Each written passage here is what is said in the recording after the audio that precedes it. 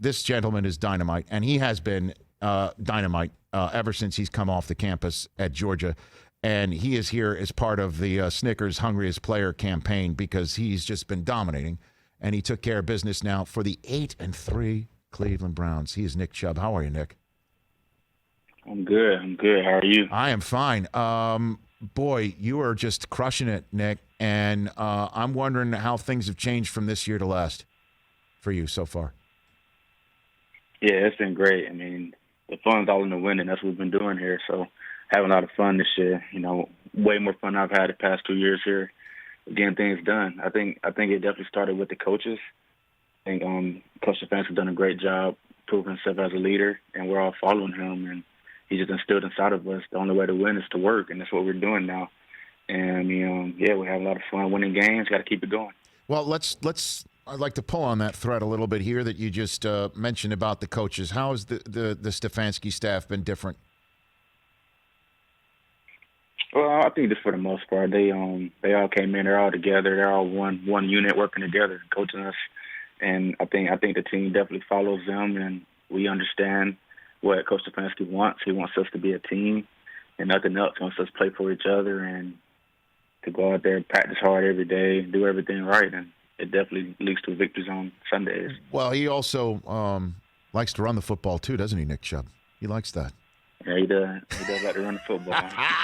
And you do as well. 3 straight 100-yard games, Nick. What's happened in the last 3 weeks, do you think, for you? Yeah, it's definitely been crazy because 3-4 weeks ago I was out. I had a knee injury, and I was pushed right back into it, right into the fire. And for me, it was definitely more mentally than physically. I knew that my knee was right, but to go out there and actually get hit in the knee, and it was great as ever. And I knew I was back to normal. And after that, I mean, I just took off. And the past 3 weeks have been great. I mean, I think our O-line has done a great job blocking. Everybody's done a great job in the run game. And yeah, we're over 100 yards a game. The last 3 games I've been back, so things have been great. How about Baker? As he's gone 4 straight games without an interception, first time in his career. How has he improved from your perspective, standing right next to him all the time? Yeah, Baker's great. I mean, he's definitely improved a lot, and I think one thing that he's definitely proud himself in over the last weeks is no turnovers. He's doing a great job taking care of the ball. He's doing a great job making plays for us. I mean, he's part of this offense, and he makes it go. So, the concept for the Browns is simple, I guess. Just run the ball, don't turn it over, let the defense go to work. You guys are 8-3. What are you saying in the locker room about what you can do this year, 2020? What are you guys talking about when you get around there? Hey, we're trying to get better every day. I mean, the games we have won, I mean, I feel like we could have done better in all of them. I feel like we definitely left yards on the field, points on the field. I feel like every unit, offense, defense, especially, we all can say that we can improve, we can get better. But I mean, it is signs of a good team to still win and not play its best. So I think we are still heading in the right direction, but still so many things we can clean up, and that we still have more potential to be an even better team. No doubt. But what do you think? I mean, coming up, you've got games against Baltimore. You've blown out in week 1. I'm sure you'd like to show what you can do there. You're going to be on the same field as Derrick Henry the week before that. Pittsburgh at the end of the year. I mean, you have a shot here to make some considerable hay and win some playoff games. You talking about that right now, Nick? Yeah, it's very true. But we're gonna take it 1 week at a time. We're gonna start with the Titans. That's definitely a huge challenge for this team. I'm sure everybody's watching because the word right now is that we can't beat the great teams. Mm-hmm. And I mean, we hear it and we know that. So I mean, it's a great time, great chance for us to prove can play with a great team. And how about being on the same field as Derrick Henry, the way that he's playing too, Nick? I mean, what is that challenge for you, knowing that you're going to be going in a game against a guy who's just been punking everybody and going through the whole last few weeks? What do you think? Yeah, I mean, it's going to be great. I mean, definitely be a challenge for me and Kareem to say that we can't be as great as Derrick Henry, and I'm sure it'll be headlines and all that. But I mean, I'm just going to do what I always do. I'm going to go out there, trust him, believe in myself, and I'm going to play hard for my team. Nick Chubb here on the Rich Eisen Show. Interesting, moments ago you said the team can get better and that there's always room for improvement. You actually used the phrase leaving points on the field. Nick, I think you know something particular about that, leaving points on the field. Stepping out of bounds. Stepping out of bounds with you having an opportunity to put the ball in the end zone. In terms of, the actual game, sealed it for your team. Smart move. What about fantasy football players, Nick? Did you hear about that from anybody? Nick? Oh, I heard all about it. My social media DMs. Yeah, people were mad. Come on. Really? They were mad about it. Yeah. They were mad. They all care about fantasy. They're fantasy owners and all that jazz. I mean, I really don't keep up with fantasy, and I didn't know the line. It was a 3.5 game point spread or something like that. I had no idea. So that's good. I found out about all of it after the game. But at what point in your run down the field did you know I'm going to run about? I'm not scoring. I'm going to run out of bounds right here. At what point did you know? I didn't know. Yeah, I didn't know to that 10-yard line. It's just instinctive. Like when I break like that, to go score. That's the first time I've ever not scored. So I didn't even think about it till I was pretty much all the way down there, and I didn't want to stop because I didn't know somebody was behind me to push me in or strip the ball. So I just kind of made a left turn and went out of bounds. That's just how it happened. Wow. It's not much time to think. No, I know it's instinctive. A fellow Georgia Bulldog this year, Todd Gurley, even when instructed by his quarterback or telling the whole huddle, Matt Ryan did against the Lions, don't score even if you have a chance, and he just couldn't help. I mean, those things happen.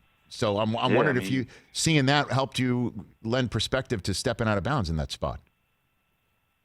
A little bit. I didn't really have time to think that much about it, but right. I definitely saw that because our coach he does this thing where before every week he tells us what's going on around the league so we can learn from the good and the bad of games that happen in the NFL. So that definitely came up, and I did notice it how Ty he tried to stop, but his momentum carried him forward. So I didn't even want to be in that situation. Somebody behind me could push me in because the ball has to cross the goal line. That's it. And that's a touchdown. So I just made a left and went out of bounds to prevent any of that from possibly happening. Now, I know Baker's very confident and confident in his abilities as well as a team. Was he confident enough to tell you in the huddle 59 yards away, don't score? Did he tell you that before handing the ball on that run? Well, he didn't say that, but we have a code word that let us know when to score and when not to. Oh, okay. So I heard that word, and I was like, yeah, all right. What do you? I didn't remember it till I was already down there. Nick Chubb here in the Rich Eisen Show. What do you say to the narrative everyone thrown out there that you're a better team without Odell? What do you say to that, Nick?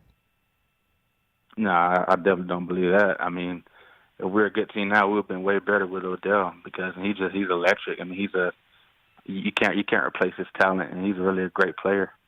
And then Jarvis just did Jarvis Landry stuff that we're used to seeing now that he's fully healthy. What was he like in the huddle in that game? He must have been hyped out of his skull in that game, Nick. Oh, 100%. It was also his birthday, his golden year. He's 28 on the 28th.